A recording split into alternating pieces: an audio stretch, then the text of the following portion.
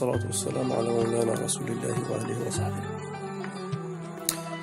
Tout d'abord, j'aimerais remercier Allah subhanahu wa ta'ala qui m'a permis et qui m'a autorisé d'y aller en terre sainte de la Palestine. J'adresse mes salutations aux enfants palestiniens résistants devant les bombardements et devant l'occupation. Je voudrais saluer la terre sainte de la Palestine. J'ai toujours l'odeur de za'atar et l'huile d'olive. J'ai toujours cette image des gens et des lieux saints. Les gens d'une gentillesse pas possible et sont généreux à un point où on ne peut pas imaginer ici, dans notre société actuelle. C'est un message que j'ai de la part de tous les Palestiniens que j'ai rencontrés. C'est de venir les voir. Ils entendent que cela. Ils veulent ni aide, ni projet, ni rien du tout. La seule chose qu'ils vous demandent, c'est d'aller là-bas, d'y aller. La terre, les lieux saints n'appartiennent pas aux Palestiniens. C'est un dépôt, c'est un waqf. Et chacun de nous a autant de droits que le Palestinien dans ces lieux saints. Donc, le message, il était clair. Et il y en a des vidéos, il y en a des photos qui parlent de ça. Allez-y, allez-y, allez-y. Il n'y a rien qui vous empêche. Tout est possible. Il n'y a rien qui... On essaye de nous dire qu'il y a la guerre, il n'y a rien. Le peuple palestinien, il est isolé. Mais il n'y a rien qui nous empêche, nous, de visiter la Palestine. Certes, avec le refus de partir là-bas, le peuple palestinien, il se trouvera encore isolé une fois de plus. Donc un conseil, réfléchissons à se rendre sur cette terre sainte. Déjà, comme notre prophète nous a demandé que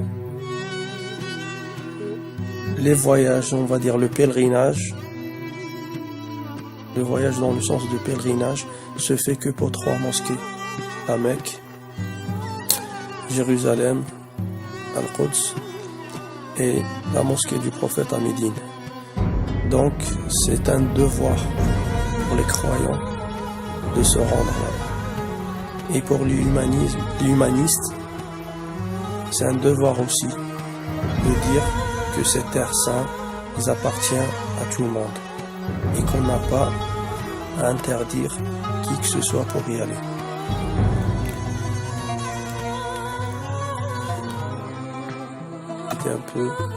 C'est une très belle ville à Jérusalem. Les sentiments sont vraiment... On sent de suite un attachement au lieu.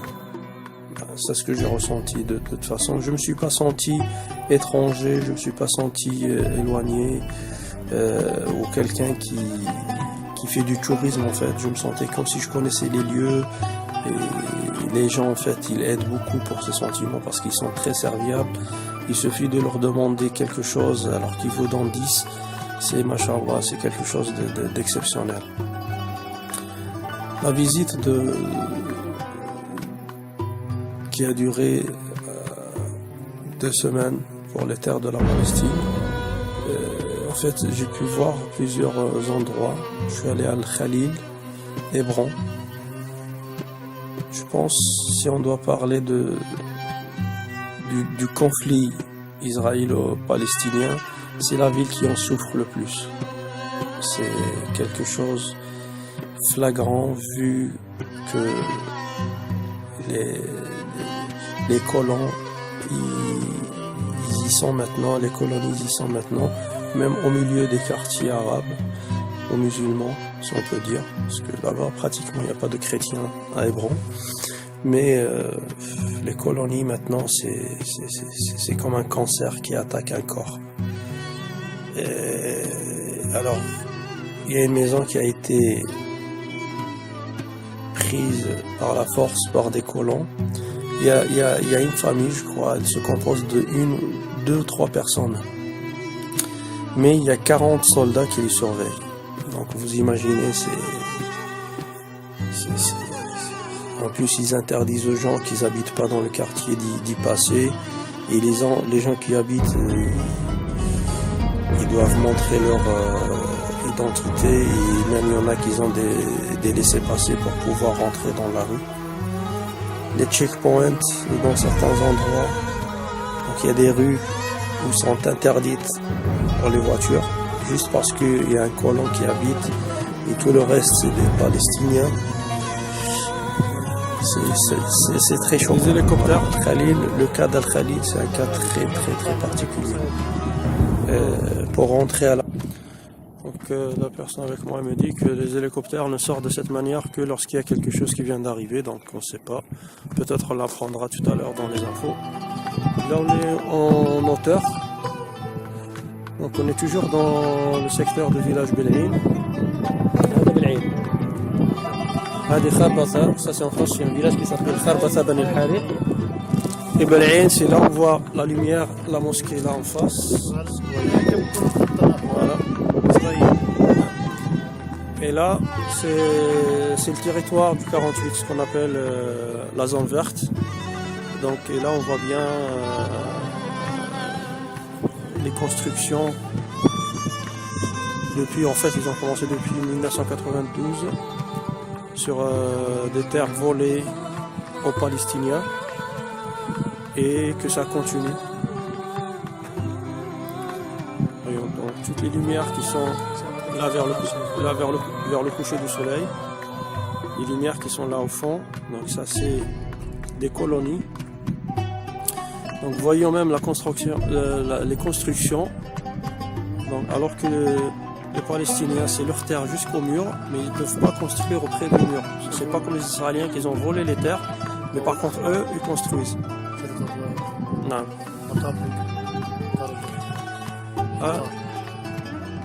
والله يا عم كان يقص في غزة ما كان شو اسمه شايف هذول اللواح هذا شو اسمه طبعا بتاع البنيين الجبات يكونوا فايتين على الجدار. هذا الجدار وين كنا شوي هذا الجيش لسه فايتين جايين على البلد. ذاك مطار اليد يعني مطار بن غوريون. هذول العمارات لما كان ينتصف من غزة الجنوب هين لما كان الصواريخ نشوف يعني انا لو بدي اطلع على بن غوريون ممكن امر من هون عند بوابه؟ في مش البوابه اللي من الجدار. الجدار بوابه امنيه. البوابه الثانيه بدها تكون من هون من نعلين. يعني اروح على نعلين وامر هي بس هي البلد هاي في بوابه. هذا مدخل اسرائيل. مدخل يعني عندهم مدخل العمال بفوتوا منه اللي يعني عندهم بيطلعوا هم منه. بس هذا شايف كيف هي هذا جبات الجيش. شوف هنا في كلب انا سكره ماله ميت.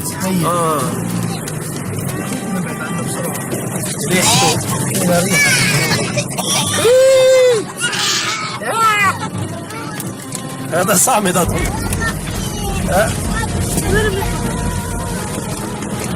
في مي لما يكون هون في الواد بيكون مي. مش انت بتكون مي بس احنا في قدام في مي. امبارح اجينا انا ولينا ويوحنا كنا انا امبارح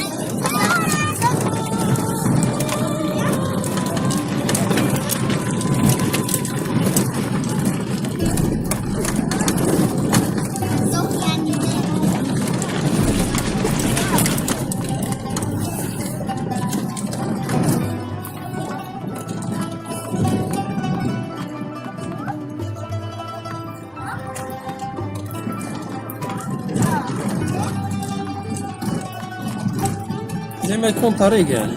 ما هاي الواد مجرى الماء. يعني انت بتتبع. لا انا ماشي بالواد عشان اعرف الطريق. هسه ما يكونش طريق بنطلع على طلع.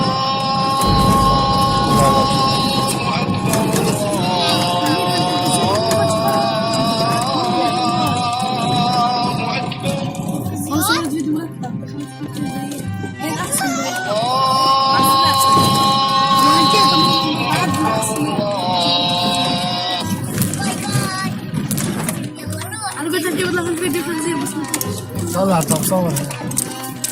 شو اسمها المستوطنة؟ مدعين عليك. عبر راسك يا ادم. عشان هيك كان بيديني مدعين ولا مدلين. مدعين عليك. هيك يعني.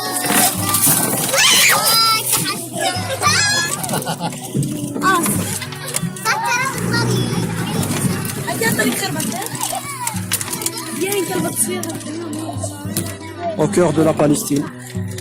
On est au cœur d'une rivière.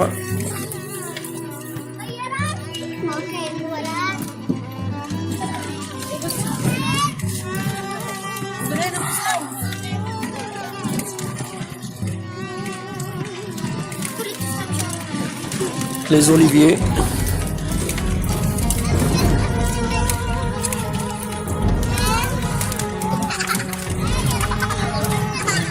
عبر روسيا. هاي بيطلع ولا لا؟ لا عادي.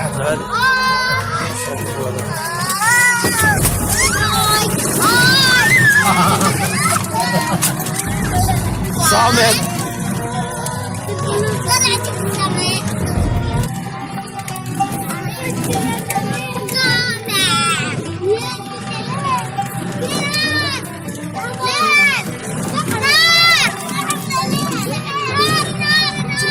عبر هذيك الطريق وانا مروحين. الله يطرح البركة. الأولاد الليلة راح يناموا. لا أنا كل يوم هيك دائما في الجبل. ما شاء الله. بنختار المنطقة ونروح. يلا بركة الله. شو الجبل حجاره سبحان الله. لا ما شفت الريحة تختلف. انت شفت الريحة؟ لا ما طلعت على الريحة انت بتشوف في فلسطين، بتشوف الصحراء، بتشوف لو في نصيب مش عارف. لا بنشوفها حلوة.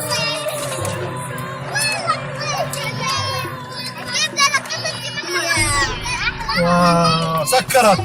يلا امسجو هيك.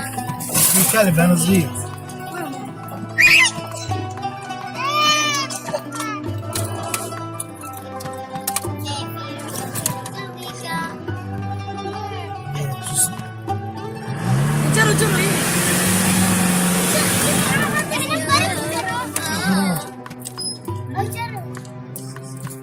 بدوش يطلع؟ لا في كلاب.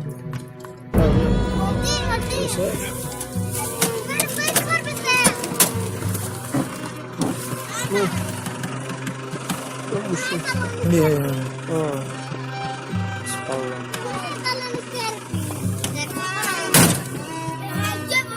يا رب شو امهم اللي ماتت هناك يعني. ان شاء الله.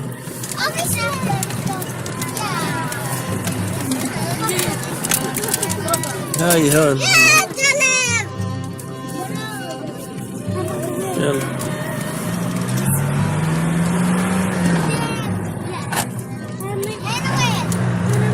هيك احنا داخلين على بالعين. هاي المدخل بالعين، بس بدنا نطلع من هون احنا بنيجي على بالعين. يلا تفضل. والله عندك ما في وين. ليتس جو.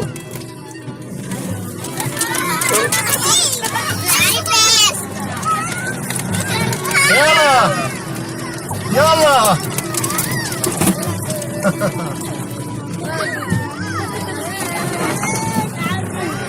يلا. هاي ماي ماي ماي ماي ماي ماي.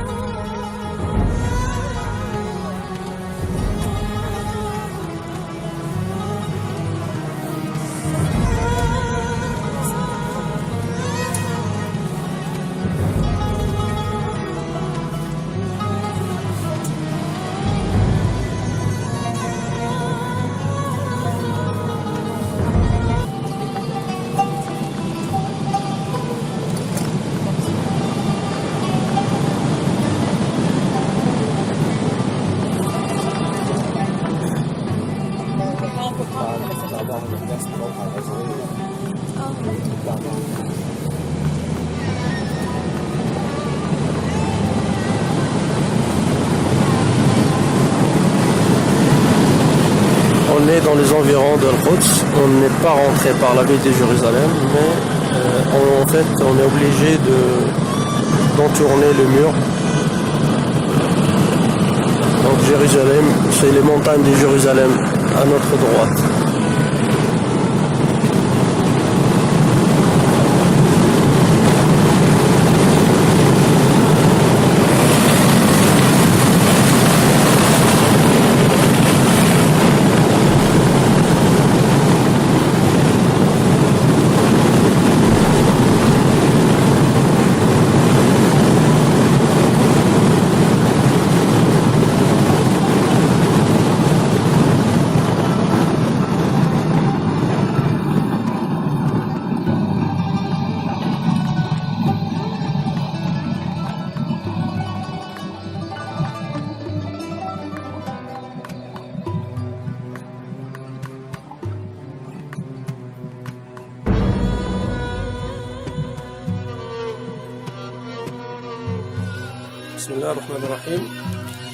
Je vous présente Maqam Sayyiduna Yusuf. Donc il y a plusieurs histoires pour cet endroit. Donc on dit que Sayyiduna Yusuf, on sait tous que Sayyiduna Yusuf Nabiullah alayhi salatu wassalam, il est mort, il est décédé en Égypte. Mais il y a une histoire qui raconte que lui, il a laissé un testament qu'il soit enterré auprès de ses ancêtres, ses parents, ses grands-parents, Ismaïl alayhi salam, Ishaq, wa Yaqub, wa Abouna Ibrahim alayhi salam. Donc il a demandé qu'il soit. Donc ils disent que ils l'ont ramené après sa mort pour l'enterrer quand même dans une grotte qui est en dessous de la mosquée Ibrahim. Et voilà. Et comme ils ont l'habitude à l'époque de Mamalik, les Turcs, ils mettent des endroits de passage des prophètes en fait. C'est ce qu'on voit là, cette construction. Donc ici c'est pas Al-Qabr, c'est pas la tombe. C'est juste, voilà, on dit Maqam, ça veut dire qu'il est passé par là. Mais c'est pas Qabr, il y a rien ici. Donc voilà. On dit que c'est Maqam Sayyidina Yusuf. Il y a une grotte qui est au-dessous, ce côté-là. Vous voyez, ça c'est le mur original de la mosquée Ibrahim. Vous voyez la pierre, comment elle est grande. Hein? Et ça c'est le rajout qui a été rajouté. On voit la différence des pierres, c'est pas les mêmes pierres. Et la grotte, en fait, elle est en bas, après ce mur. C'est la limite de la grotte ici. Donc si vraiment les prophètes alayhim salam et leurs femmes, ils sont enterrés, ils sont bien enterrés à l'intérieur d'une grotte qui est derrière ce mur, en bas. Donc il n'y a pas de tombe à l'intérieur de la mosquée parce qu'on on prie dans les mosquées. Voilà. C'est un passage qui normalement qui est interdit d'accéder, mais le frère qui travaille ici à la mosquée Ibrahim, il nous a fait une faveur, il nous a laissé rentrer et prendre des photos et faire cette vidéo pour pour vous faire plaisir, Inch'Allah. Et normalement, c'était interdit d'ouvrir cette salle. Strictement interdit. Juste, ils ont ouvert. Ici, il y a une fenêtre. Je ne peux pas ouvrir la porte. Je ne vais pas me permettre. Il y a une fenêtre ici qui donne sur un jardin derrière. C'est un grand jardin. Ils ont accès à ce jardin que 13 jours. 13 jours pendant l'année. On voit des touristes et des colons des armées donc qui sont derrière. Mais on n'a pas le droit d'accéder ici, ni se mettre devant la fenêtre. On va rester derrière. Tout ce qui va, donc vous voyez tous ces dessins, machallah, je pense que ça a été refait à l'origine, je pense que ça a été une église à tout le début, mais à l'époque des Ottomans et de Mamalik, ça a été rénové. Et ça a été, voilà, il y a eu des rajouts. Donc, comme j'ai dit, on ouvre la salle, le jardin qui est derrière. Les musulmans, ils ont accès à ce jardin que 13 jours pendant l'année. Les 4 vendredis de Ramadan, Laylat al-Qadr, l'Eid al-Fitr et l'Eid al-Adha, Yawm al-Mawlid al-Nabawi, et Yawm al-Isra wal-Mi'raj. c'est là où ils ont l'accès à la totalité de la mosquée Ibrahim, avec ses jardins. Actuellement, dans le cas actuel, ils ont la main que sur 45% de la mosquée. Et le reste, ça a été pris par les colons et ils l'ont changé. En fait, c'est devenu comme une synagogue, un lieu pour eux. Alors qu'à l'origine, c'était une mosquée depuis des siècles. J'espère que ça vous fera plaisir, ça vous donnera envie, Inch'Allah, pour venir ici. Ils ont besoin qu'on visite ces lieux. Parce que lorsqu'on dit qu'il y a des étrangers, des Européens, des Français, des Anglais, machin, qui viennent visiter, ça leur donne la légitimité de rester sur place. Donc pour moi, c'est une invitation, cette vidéo, c'est une invitation pour que vous veniez, Inch'Allah, visiter aussi Al-Haram. Ils disent Al-Haram, mais il n'y a qu'un seul Haram en réalité, c'est le Haram de Mecca. يعني الحرم في مكة الكعبة المنورة مشرفة. Mais ici, il l'appelle Al-Haram. Mais on va accepter leur appellation. L'akh, il est là, le frère qui nous a permis de rentrer, qui nous a autorisé de rentrer et même de filmer. ممكن تشرفنا أخونا، ممكن تشرفنا بس دقيقة. حياك الله يا عمي، تفضل. أبغى أعمل فيديو للأخوة الشباب في فرنسا. بنحكي لهم يعني بفضل الله أولا من فضلك يعني احنا ندخل ونسوي لنا أول شيء أنا حكيت مع الأخت الثانية، أنت يوم ما تدخل بيتك تستأذن. نعم. بيوت الله بتدخلها بدون استئذان. نعم. وهذا بيت الله، زي ما أنا إلي حق فيه أنت إلك حق فيه. عشان الحمد الملك. لله رب العالمين. لأنه إحنا كلياتنا مسلمين وهذا بيت الله، وإحنا إن شاء الله نتمنى لك زيارة مقبولة. وإحنا زي ما قلت لك نتيجة الوضع اللي أنت شفته برا وعلى البوابات الخارجية، إحنا اللي معزز صمودنا وداعمنا في الموقع هذا اللي هو تواجدكم معنا. يعني نفسكم هو اللي محيينا نضلنا صامدين ومرابطين هوني وما نحس بالغربة اللي احنا فيها او الوحشة اللي احنا فيها، لانه انت شايف هو عبارة عن سجن كبير. يعني احنا طليقين ولكن بنفس الوقت محبوسين. Hey, Da'wa, c'est une invitation officielle d'un frère qui travaille à la mosquée Ibrahim, qui est en train de vous demander ne nous laissez pas tomber. On a besoin de votre présence. On a besoin de votre présence ici pour qu'il y ait la légitimité pour qu'ils restent ici. Parce que de plus en plus, ils vont essayer de leur enlever ce qui reste de la mosquée. C'est une invitation pour que vous veniez ici. Il n'y a rien qui vous empêche de venir. Alhamdulillah, tout se passe bien. Moi, je suis venu avec mes enfants, des petits en bas âge, et tout se passe très bien. الحمد لله. دونك اشرح لك شو قلت، يعني انا بس اقول لهم ان الاخ اخونا بيشتغل هون وبيدعوكم يعني لانه الموقع بحاجه لحضور وحضور. نعم. لانه احنا عايشين فيه وشايفين الممارسات الموجوده فيه.